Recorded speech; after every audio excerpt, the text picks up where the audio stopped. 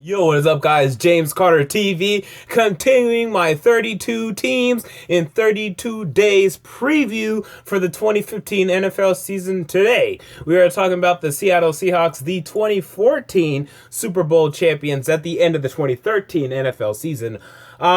This is a team that went to the Super Bowl last year, lost to the New England Patriots, but did so in very close fashion, going all the way down to the 1 yard line, foolishly deciding to pass the ball at the 1 yard line, and that was all she wrote. But they're back, and they didn't lose many pieces, and they look poised for another run at the title. If you are not used to James Carter TV, here's what we're going to do. We're going to talk about the strengths the Seahawks have, the weaknesses they have. I'm going to give you their best case scenario, their worst case scenario, without injuries.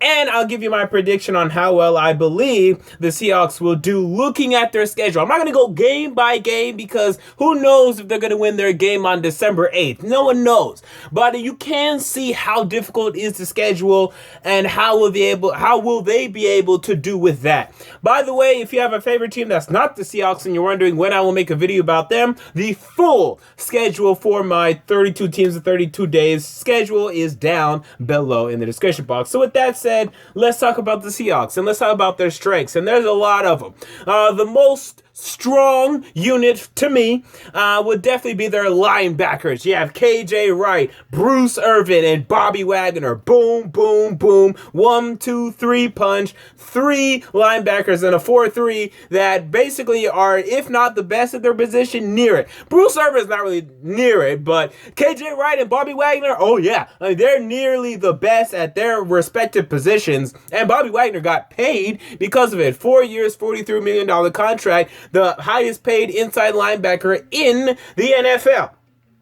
And it goes to show the big why he got paid that much, because he's good at what he does. He's good in coverage. He can basically lock down opposing tight ends, except for in the Super Bowl when Rob Gronkowski got some catches on him. But for the most part, this is a guy that you can trust to cover tight ends and to also be a big cog for you in the run game, to go up just in case your defensive line is not able to stop the running back like you would like for him to do.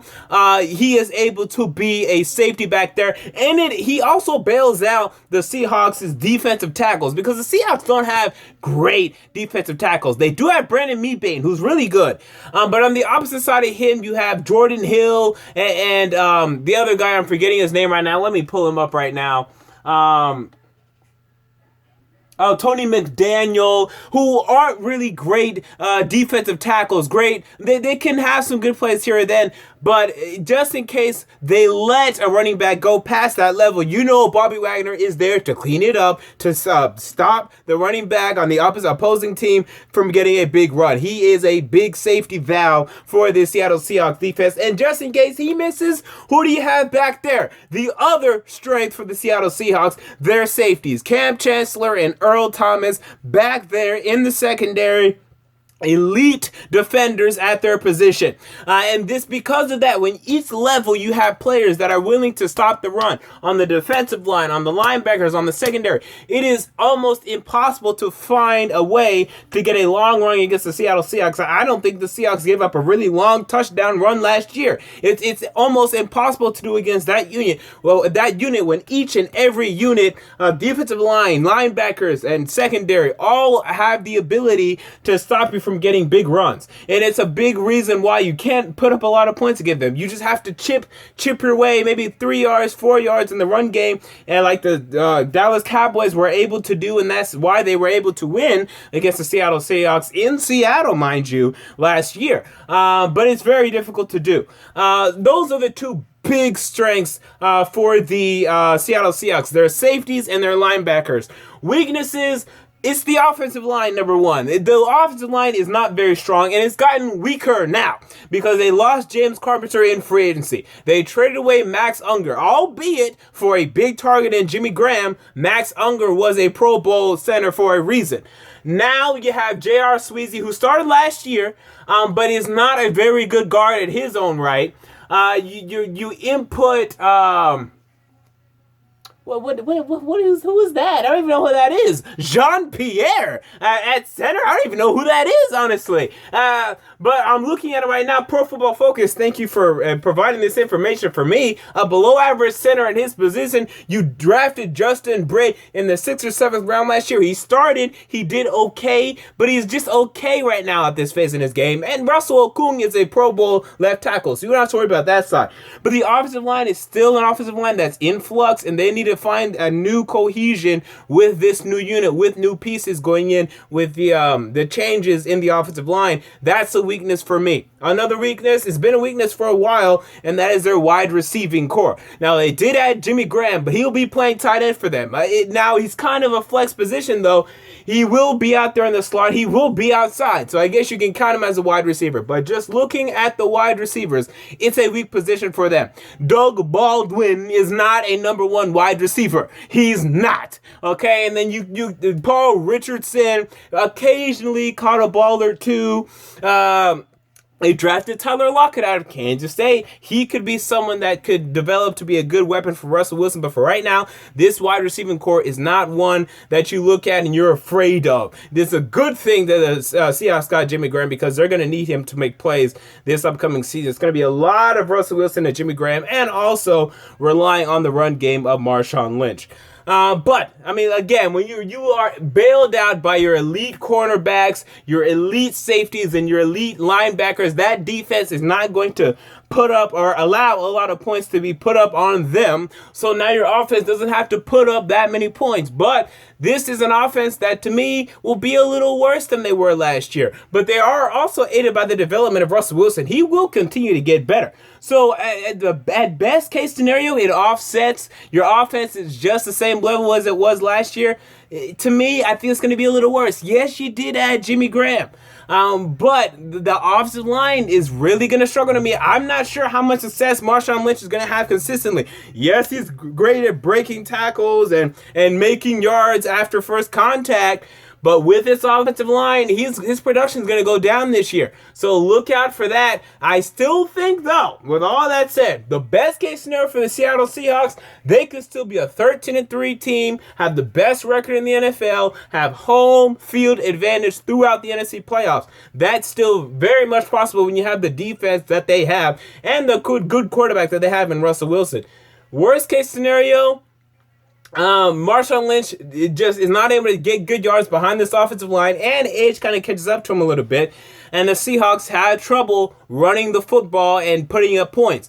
Worst case scenario, though, I'd still put it at maybe 9-7, 10-6. That's the absolute worst case scenario if Marshawn Lynch cannot find yards behind the offensive line. My prediction, though, I give it 11-5, possibly 12-4, but I'm going to stick with 11-5. I think the Seahawks schedule, it looks as if it will be pretty manageable. Let me pull it up real quick. Yes, here it is. They go up against the NFC North this year. That's the best division in the NFC. Hell, in football, to me. When you have the Green Bay Packers there, the Minnesota Vikings, who are on the up and up. The Chicago Bears will be better with John Fox as head coach. And the Detroit Lions, who I think are going to take a step back, but they're still a very dangerous team. So the NFC North, who to me is the biggest division in football. I think the NFC West, though, the division that the Seahawks are in, I think it's going to be slightly worse. I think the 49ers are better than people think, but I think the Rams are worse than people think, and I think there's going to be a down year for the St. Louis Rams. I'll get more into that later. And the Arizona Cardinals, I don't really like the Cardinals this year, and I'll get more into that also. So the NFC West is taking a step back, but they are going up against the NFC North and the AFC North, which is the toughest team to face in the AFC. We have three playoff caliber teams in the Baltimore Ravens, the Pittsburgh Steelers, and the Cincinnati Bengals. When you're facing those three playoff teams, let's forget about the Cleveland Browns. That's another tough division that they're facing. So you're facing the toughest division in the NFC, you're facing the toughest division in the AFC, but you do have that defense, and you do have a team that has been to the Super Bowl 2 straight years now, that has shown an ability to dominate, and has shown an ability to get out some close games. And because of all that, I think the Seahawks will take their punches. They will lose their games. But I have them going 11-5, making the playoffs, winning the NFC West, and possibly winning the Super Bowl. I will get into that when I make my Super Bowl prediction video, but they will be in the mix. but expect them to take some losses because this is a difficult schedule. NFC North, best defense or best division in the NFC to me. AFC North, best division in the AFC to me. Best division in the whole league, possibly. That's going to be very difficult for them to manage and deal with. But ultimately, though, again, Seahawks make the playoffs. Will they win the Super Bowl? You have to wait and see for my Super Bowl prediction video because I can't just say everything. But this will be yet another good season for Pete Carroll and the Seattle Seahawks. Now, it'll get interesting. Now that they paid Russell Wilson, now that they paid Bobby Wagner, what will they do salary cap-wise? Because we're kind of getting a little close. They paid Richard Sherman as well. They paid Earl Thomas. Did they pay Cam Chancellor? I think they did. That salary cap is getting a little tight. It's getting a little... the ceiling's kind of coming down on us a little bit. We need to find some room there. And also, the positions to look out for, some wild cards that could determine how great the Seahawks are this season. Yeah, I look at Cary Williams, who they signed from the Philadelphia Eagles to be their new outside corner. He was okay in Philly, but he will give up big plays. Luckily for him, he has Earl Thomas behind him, and that's something that will be easy for him. That will make things easier for him, but it's still going to be hard when you're going up against number 2 wide receivers like, Brandon Marshall or Randall Cobb. Those are some in the NFC, no less, against the Packers, who you think you're going to have to face. So it'll be interesting to see if he could play well, though. Again, you're looking at a Legion of Boom for the Seattle Seahawks. And also they have Thurl Simon, who could be being the slot corner there. The corner positions around Richard Sherman. Richard Sherman is locked down over there on the left side.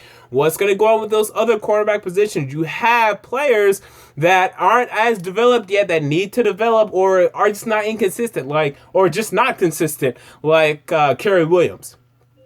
And I already talked about Troy McDaniel. That's another position where I look at it and I say this could be upgraded, but it's okay when you have Bobby Wagner right behind him. So, with that said, James Carter TV, Seahawks 11-5 this year to me, and once again winning the NFC West. Until next time, I'm out. Peace.